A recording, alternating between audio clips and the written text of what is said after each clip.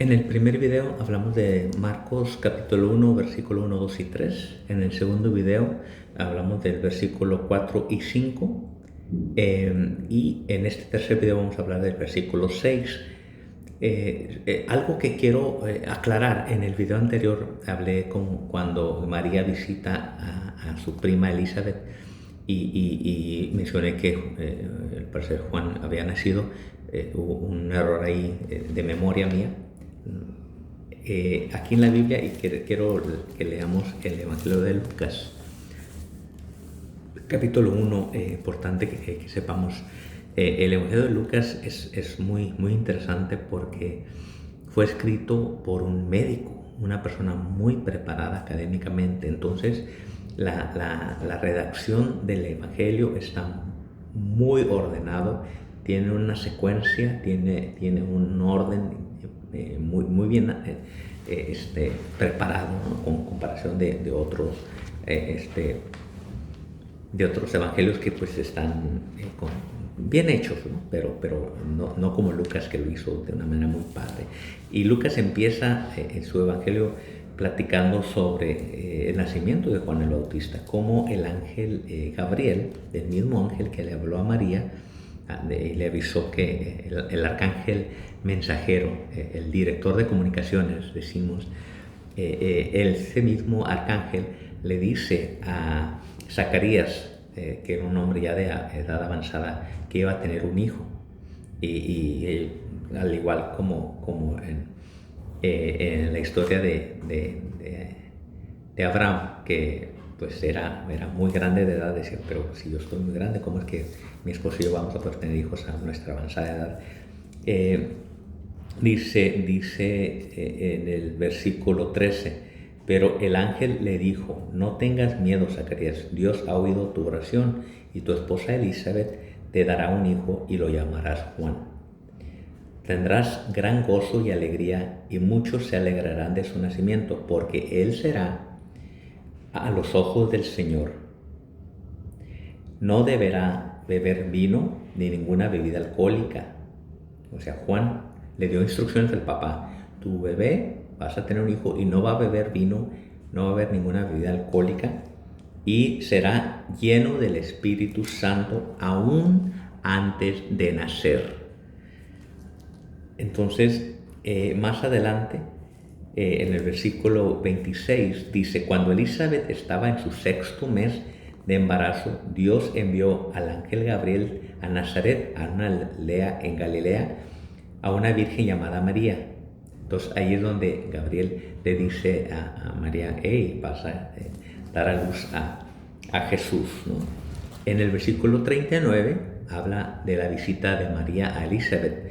Pocos días después de que María había quedado embarazada, tenía días de embarazo, ya Jesús ya estaba en su vientre. María fue deprisa a la zona montañosa de Judea, al pueblo donde vivía Zacarías. Entró en la casa y saludó a Elizabeth. Versículo 41 dice: al escuchar el saludo de María, el bebé, o sea Juan, de Elizabeth saltó de su vientre, y Elizabeth se llenó del Espíritu Santo.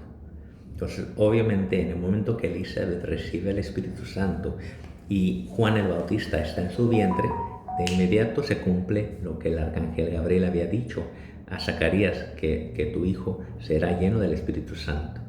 ¿Por qué? Porque tenía un mensaje más adelante que hacería en su vida. Entonces el versículo 6 dice: Juan usaba ropa tejida con pelo rústico de camello, y llevaba puesto un cinturón de cuero alrededor de la cintura. Se alimentaba con langostas y miel silvestre. Versículo 7. Juan anunciaba: pronto viene alguien que es superior a mí, tan superior que ni siquiera soy digno de inclinarme como un esclavo y desatar la correa de sus sandalias. Yo los he bautizado con agua, pero Él los bautizará con el Espíritu Santo.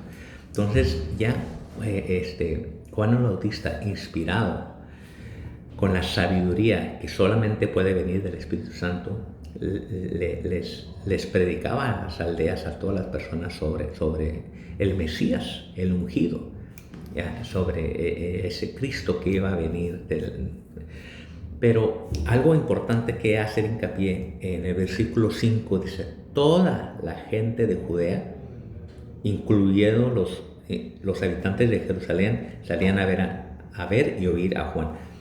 En la Biblia, cuando habla de todo o de toda, significa precisamente eso, todo, todas.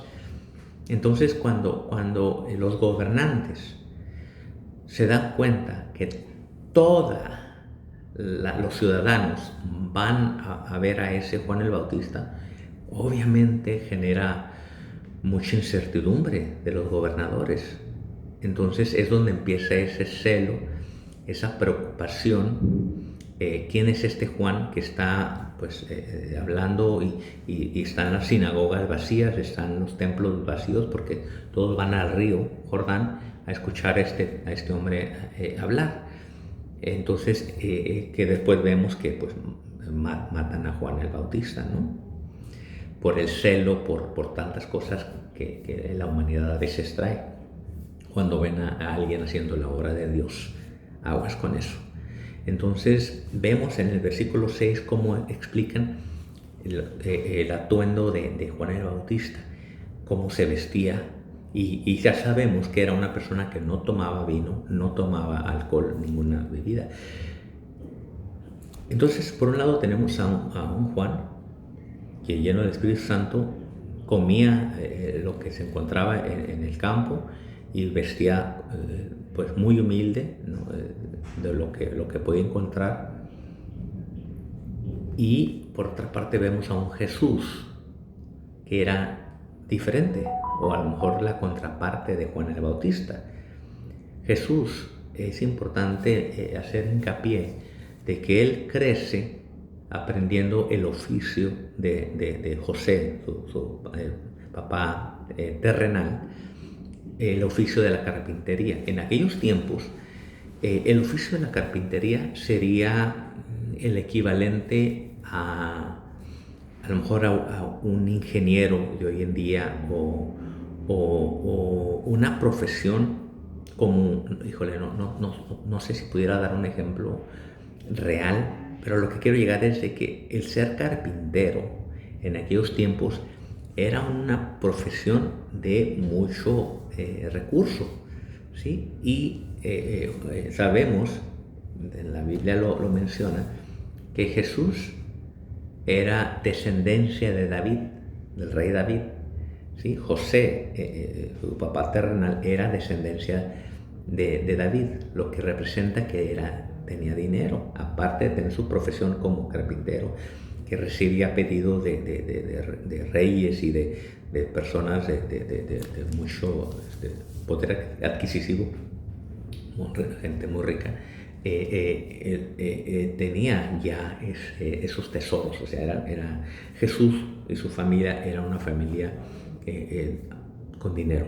Es importante decirlo, porque muchas veces decimos: ay, Jesús era pobre, ay, Jesús era humilde, era sencillo, pero no era pobre. Eso es importante aclarar. Cualquier teólogo, cualquier experto puede confirmar que Jesús venía de esa descendencia de reyes, y recibió regalos de oro cuando llegan los diferentes reyes de diferentes naciones cuando nace. O sea, entonces quiero aclarar eso. Entonces Jesús vestía túnicas elegantes, vestía túnicas con parte del estilo de vida que él tenía.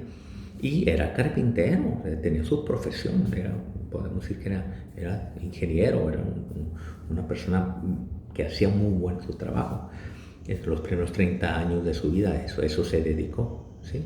Entonces Jesús tomaba alcohol porque era algo cultural, era algo de todos los días, como ahora los franceses que todos los días se toman su copita de vino, ¿no? Después de la comida para la digestión y demás. Era algo muy cultural de aquel entonces, que pues, la gente tomaba vino tinto, tomaba alcohol, no con el afán de emborracharse, no necesariamente, pero pues era algo cultural, no se miraba mal. Entonces tenemos a un Jesús que sí tomaba alcohol, que se vestía muy elegante, que tenía un nivel socioeconómico cómodo, y tenemos esa parte opuesta. Y la razón por la que se pone, creemos, es porque no importa si la persona es humilde o se viste de tal manera o se viste de otra manera como Jesús, de todos modos la gente va a criticar. Ese es el punto que queremos hacer. Cuando la gente no tiene a Dios en su corazón, la gente no tiene esa felicidad que viene de parte del Espíritu Santo, de vivir conectados con Dios, va a estar criticando, no importa si se viste de cierta manera o se viste de otra manera. Entonces, de alguna manera nos querían enseñar eso en la Biblia, que oye, eran dos personas llenas del Espíritu Santo obviamente, pero aún así la gente va a criticar. Y aún así, para los que están viendo este video, que sirven a Dios, que son servidores, que apoyan a una iglesia, aún así va a haber críticas independientemente de cómo nos vistamos, porque es algo a lo mejor humano, ¿no? Entonces debemos entender que las personas lo hacen pues por naturaleza, yo creo, ¿no? Entonces, Evangelio de Marcos, capítulo 6, explica sobre la ropa de Juan y algo muy importante que repito para todos los que buscamos de Dios.